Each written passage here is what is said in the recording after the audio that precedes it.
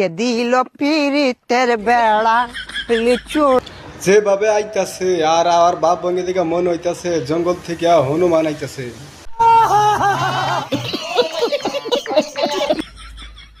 এ ভাইছে ভাইছে এ কি অবস্থা বাবু? আরে বেটা এটা তোর ভাই না, এটা হলো জঙ্গলের হনুমান, সবচেয়ে লম্বা হনুমান।